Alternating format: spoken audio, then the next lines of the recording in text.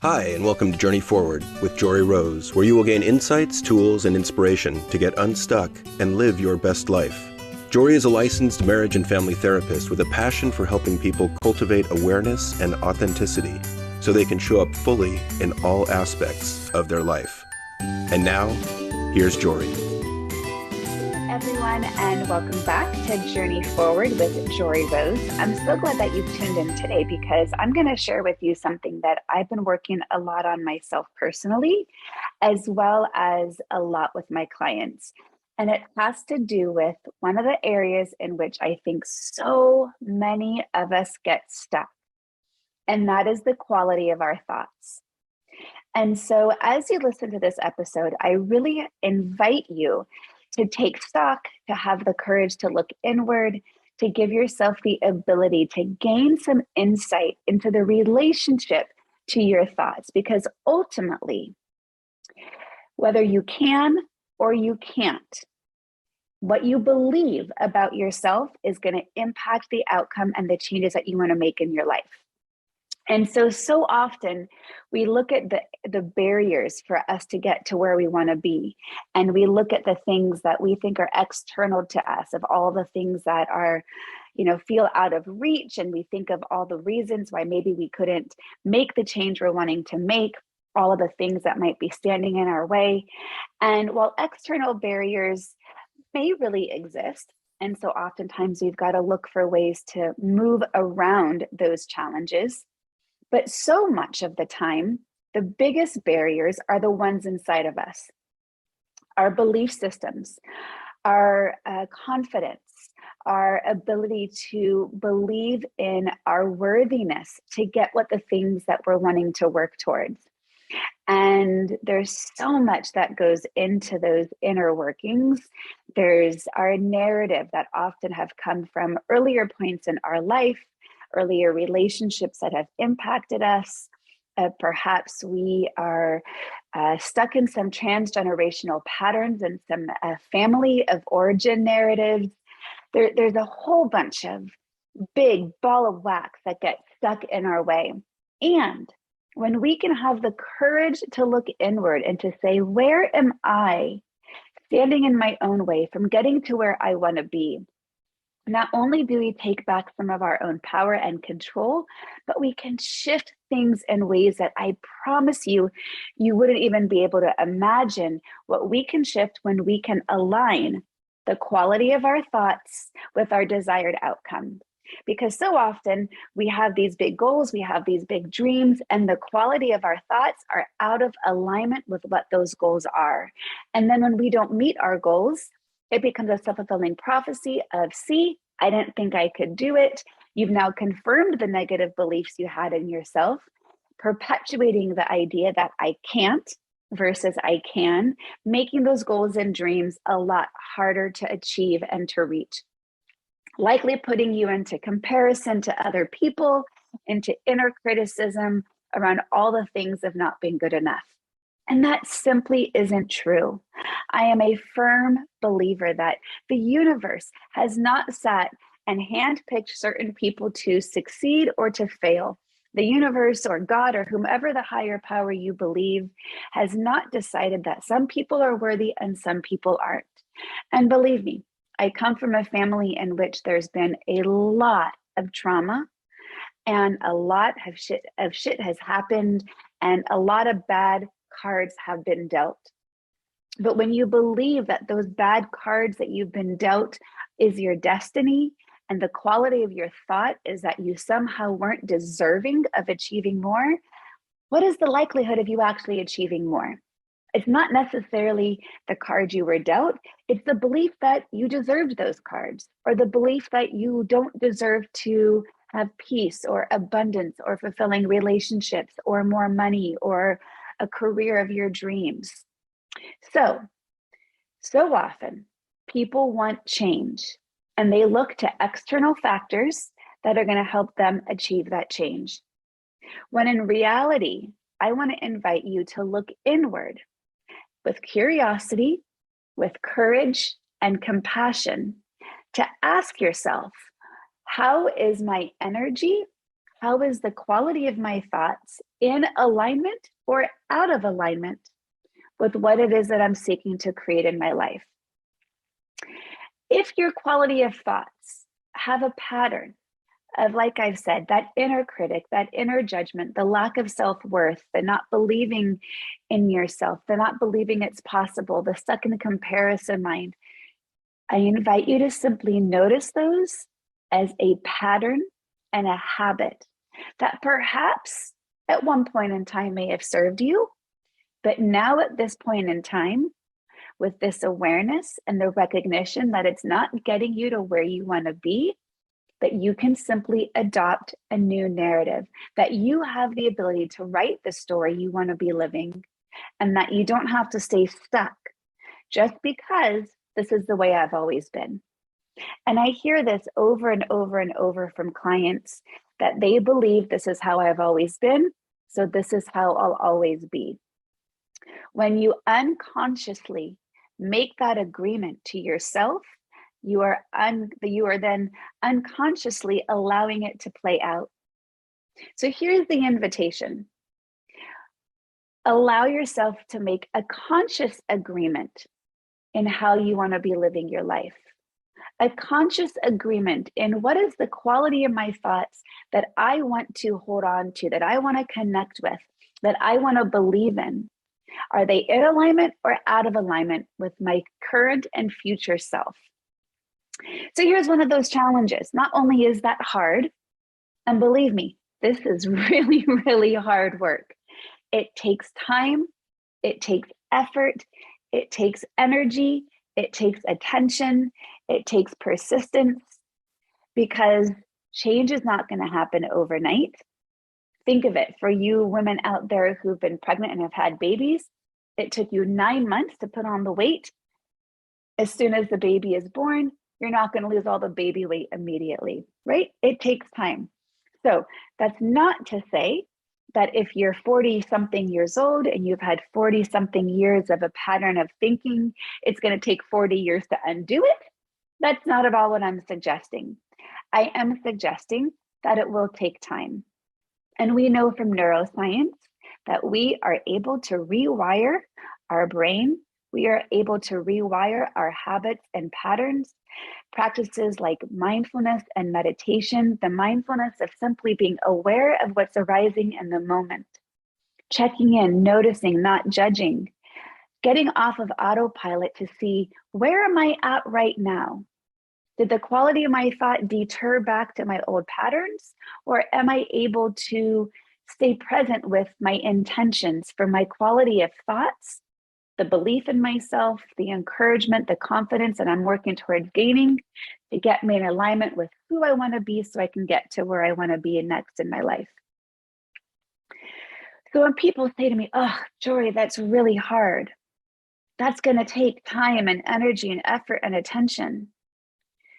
And yeah, it does. But here's the catch. By staying stuck, by being in the narrative that's not serving you, the anxiety, the fear, the judgment, the insecurity, the what ifs, how much time and attention are you already putting in to something that you don't want to be a part of? So understand that yes, taking time to create change is going to be effort. It may feel overwhelming at times, but I guarantee you are already unconsciously agreed to put that time and energy into something that you didn't want. So it's not that it's going to take extra time. You're just simply going to convert the energy you're already extending towards being frustrated, towards feeling defeated, towards feeling underwhelmed in your journey or where your path is going. You're already extending energy, time, and attention. Let's just shift it so that way you're in alignment. What would it look like for you if you had time of your day, of your energy, of your attention, of your focus freed up by not worrying about what if? Literally think about it. How much time do you think you extend towards focusing on all the things that could go wrong?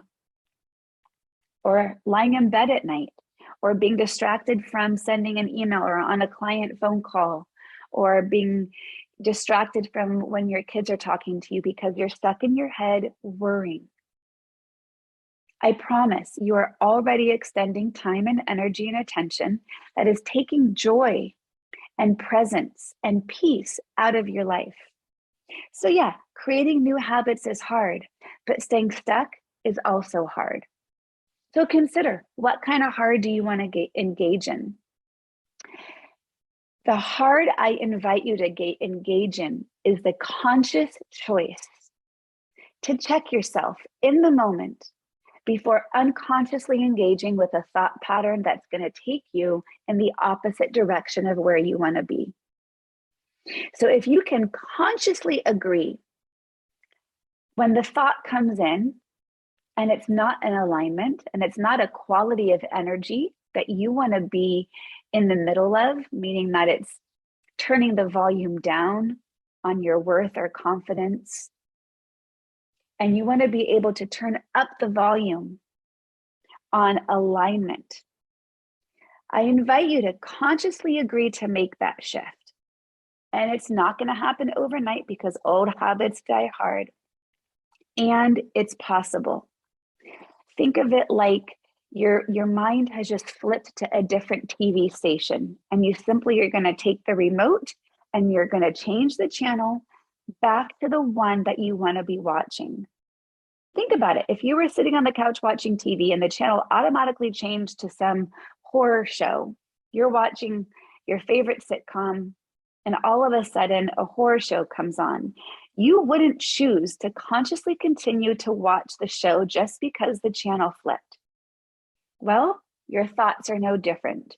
Every time your thoughts shift to a negative pattern, it's simply as if the channel has been changed.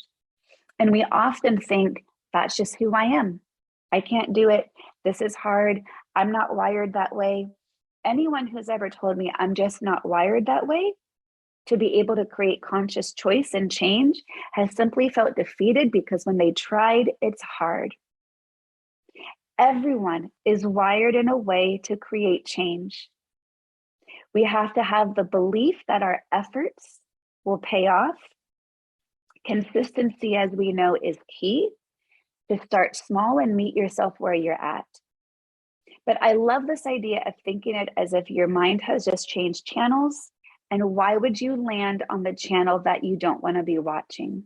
We simply have got to change the channel back to one that is in alignment. So another way that we can think about this, and this is kind of bringing together a couple of different things, but I've been reading the book Anatomy of the Spirit by Carolyn Myss, which has really been changing my life and is phenomenal in so many ways. She's a medical intuitive, and she has been able to harness that intuitive ability by understanding human energy, looking at different areas from the Hindu chakras to Christian sacraments to the fundamentals of Jewish Kabbalah, but really looking at these different main themes that we have in theology and looking at the overlaps. But she really lands on the chakras as energy centers in our body, and that when there is a blockage in a certain energy center, it results in physical ailment or a medical condition of some kind. Because how can we separate out from the mind and the body? We are one working human being. We are interconnected. And we know that thoughts produce a physiological response, right? You have a threat and you have a thought. There's a bear in the cave, just as when we were cavemen and our brains got wired for survival. There's a bear in the cave. And as soon as you have the thought or you say the words, there's a bear in the cave, your brain produces a physiological response. That's the sympathetic nervous system being activated. That physiological response is going to release chemicals and hormones in your body for your survival. It's going to help you run or fight the bear. That's our fight, flight, freeze.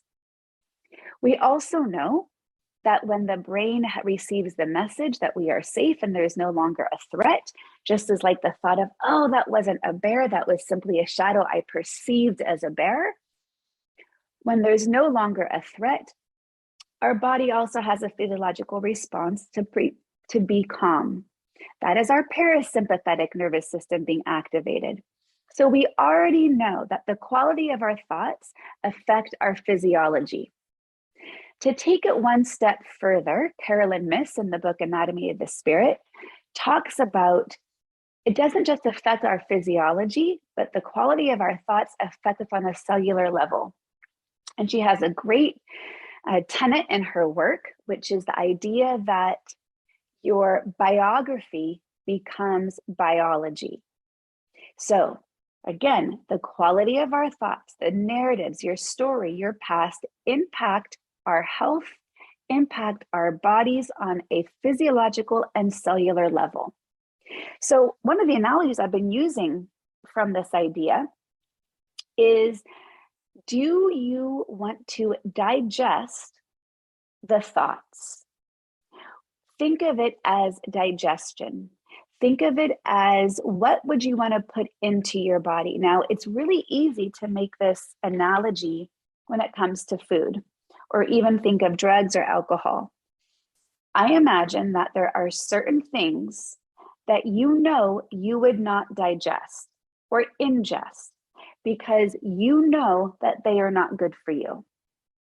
So maybe that's a hard and fast line with drugs, because you know that drugs are not good for your body and that you have a value of, I don't do drugs, it's not good for me. Why would I put myself in harm's way?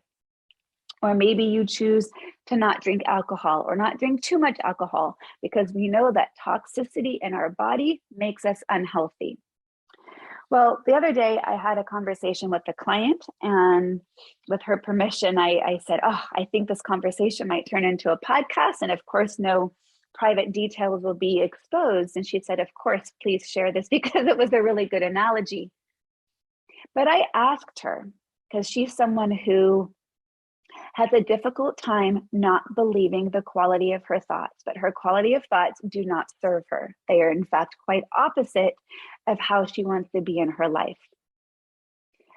And she's also someone who is a physically healthy person. She has a value of health. So I asked her if there's a food that if she ate too much of, she would physically not feel well. So much so that she would choose consciously not to eat it. And it would physically make her not feel well. And she also would likely enter into some self-judgment of, oh, why did I allow myself to eat that? I know better. I shouldn't have done that. I feel like shit. What was I thinking? So we came through a couple of different examples, and she finally landed on a pina colada. And she said, the taste of it is really good, but if I were to drink a pina colada, I wouldn't feel good. And maybe it wouldn't feel so bad if I had just one, but I know that they're kind of addicting. So I might want a second one, and who knows, I might even want a third. But if I had a third pina colada, I know I would feel like shit. So because she knows that she would feel like shit for eating a pina colada, she has made the choice based on her values of her health that that is not something she is willing to drink. And yet she is ingesting a lot of toxic thoughts without conscious agreement for that ingestion and the outcome.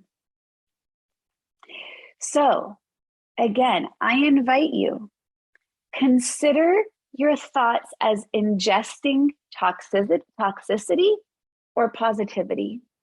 Are you choosing to digest and ingest health, or are you digesting and ingesting something that is not going to make you feel good? That is not going to be the thing that you're going to want to continue to keep doing because it's going to make you feel icky and maybe slow down or maybe physically ill. So for some of you, this might be a jump to consider that your thoughts that are not serving you are conscious choices of ingesting something unhealthy.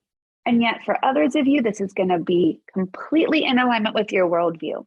If this is hard for you to align with, or even if this is easy for you to align with, and it still feels hard to engage in, I really just invite you to consider,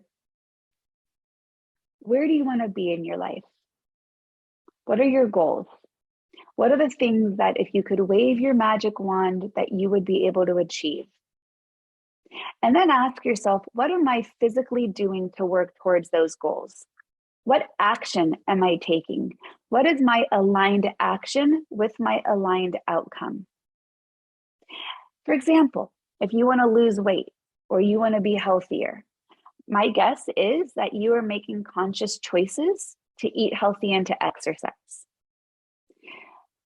This next step that I am inviting you to consider is the quality of your thoughts in alignment with the same aligned action to get you towards your goal.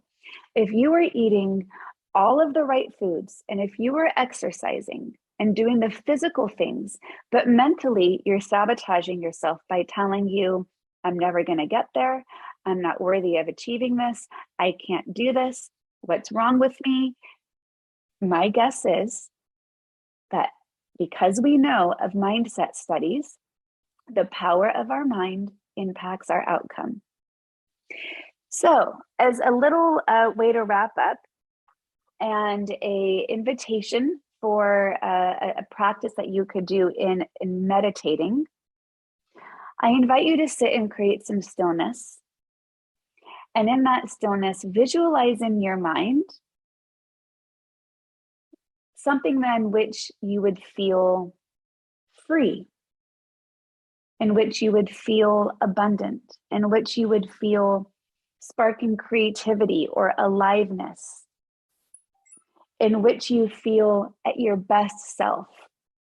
And there has been something holding you back from getting there. Well, I invite you to take a deep breath in and visualize you taking courageous action and having an aligned thought as you take that courageous action. And as you take your exhale out, visualize your desired outcome and visualize the thought, I knew I could. And I'm going to wrap this up by sharing that the other day I was as part of a training, and it was a really phenomenal training. And the presenter retold the story, The Little Engine That Could. So here's this little engine who couldn't get over the mountain. He couldn't bring all the candy and toys to all the girls and boys. And at first comes along the big shiny engine. And when he asked the big shiny engine for help, the big shiny engine said, I'm too important. I can't help the likes of you. And when the old rusted engine came along and the little engine asked, or the car train asked for help from the old rusty engine, he said, oh, I'm too tired. I can't do this. I'm depleted. I have no more energy. And along came the blue little engine. And I'm sure you're already recalling the very famous lines of this book, but that blue little engine said, I think I can. I think I can. I think I can. I think I can. So isn't this in perfect alignment with the message here today of having aligned thoughts with the goals that you're seeking to create? I really hope that this episode was inspiring for you, and I really invite you to share with me, whether on social media, on Instagram or Facebook, reach out to me, and I'd love to know how this resonated. If you liked this episode, please give it a rating, a review, share it with your friends. Thanks you guys so much for tuning in today. Take care and be well. To continue your journey forward, find Jory Rose on Facebook and Instagram to become part of her growing community. You can also gain access to her meditations, books, online classes, or to sign up for an upcoming retreat. Visit her at joryrose.com. That's JOREEROSE.com.